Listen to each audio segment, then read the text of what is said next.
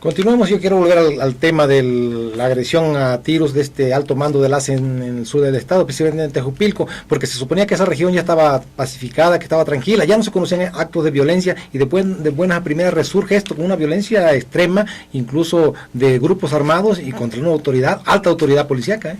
Sí, de repente hubo prácticamente un boom muy negativo en torno al sur del estado, en virtud de que se encontraban pues incidentes muy lamentables, ¿no? Balaceras, ejecutados, y se conocían cuestiones que posteriormente como que se iban dando a conocer un poco, pero en lo cual también había mucho hermetismo, porque además, bueno, se habla mucho de que hay presencia de la delincuencia organizada en varios municipios del sur del Estado de México, aunque las autoridades tampoco han dado mucho a conocer. Y de repente se calma esa región, parece que la violencia se va más al Valle de México y ahora otra vez resurge. Como sí, había que ver qué está pasando ahí, porque indiscutiblemente ese es un acto claramente de grupos delictivos organizados, porque nadie se juntan 10 armados para atacar a un jefe policíaco, pero alto jefe policíaco de la región, ¿no? Y además esto es indicativo de que tal vez en realidad la violencia nunca se ha ido, lo que pasa es que estaba operando silenciosamente en el sur del estado, pero que sigue, que se mantiene y que en cualquier momento puede dar una desagradable sorpresa y terribles sustos también a la población de esa zona. Sí, una zona que antes,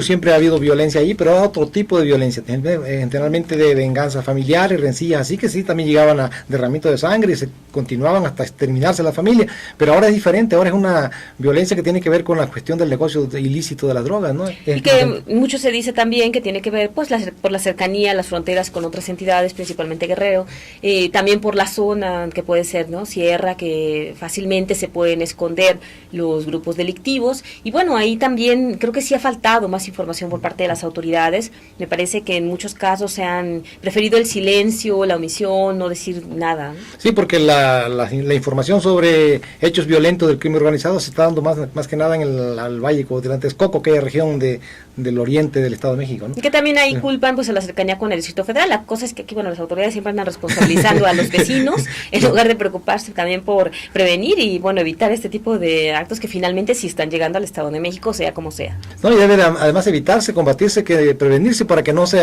profundicen y se agraven como está ocurriendo en el norte. Y la verdad que la delincuencia ha llegado a tal grado de deshumanización que ya no se sabe por qué cometen atrocidades, como el caso de los ejecutados de los que iban en viaje de tránsito hacia Estados Unidos para trabajar de bracero, ¿no? Entonces, que los asesinen no se entiende, pero 140 y tantos, ¿no? Sí, demasiadas personas, que es algo de verdad inadmisible, que no podemos acostumbrarnos a recibir este tipo de noticias y sí exigir que se eviten. Claro, y también queremos tratar de nuevo lo que está ocurriendo en el Valle de Texcoco, específicamente en el Valle de Chalco, con estas inundaciones, porque ahí en esa zona, a pesar de que es una área peligrosa por el agua que se desborda de los canales, de los drenes, también todavía siguen autorizándose casas, ahí hay fisuras, y hay grietas, y hay estacionamientos autorizados, fraccionamientos autorizados todavía.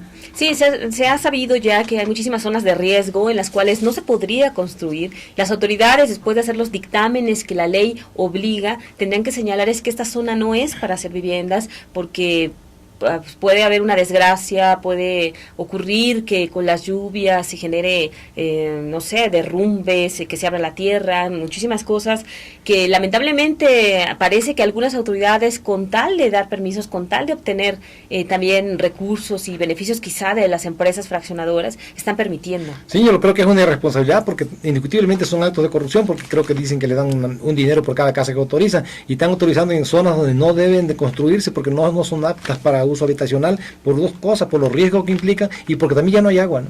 Y es que esa zona de verdad que ya está prácticamente desbordada. Se ha hablado de que en esa zona ya no se tendrían que ofrecer permisos, y entonces al no encontrar un sitio ideal, lo que se está haciendo es buscar las áreas de riesgo, y esto por supuesto implica pues incluso un fraude prácticamente a quien le van a vender la casa, porque se le está garantizando que se está dando pues un buen servicio. La persona lo adquiere con prácticamente los recursos que ha ahorrado durante toda su vida, y resulta que después no se va a poder quedar ahí, o que le puede venir una desgracia terrible. Sí, yo creo que esto las autoridades deben de poner atención y actuar en consecuencia. Hay mucha tibieza, mucha permisividad en este sentido, ¿no? Sí, una tremenda omisión que nosotros ya hemos denunciado también, y que por eso hay tantas denuncias en otras zonas de que finalmente no se ha cumplido con lo que establece la ley, de que las autoridades no están haciendo valer y de que le están dando preferencia lamentablemente a las empresas antes que a los ciudadanos. Sí, la cuestión, el afán de lucro de los particulares, son reducidos grupos poderosos económicamente y políticamente también, sobre el beneficio y el interés de todos los habitantes, cientos de miles, ¿no? Así es, pues ojalá que los ayuntamientos, que finalmente también son quienes tienen que dar estos permisos,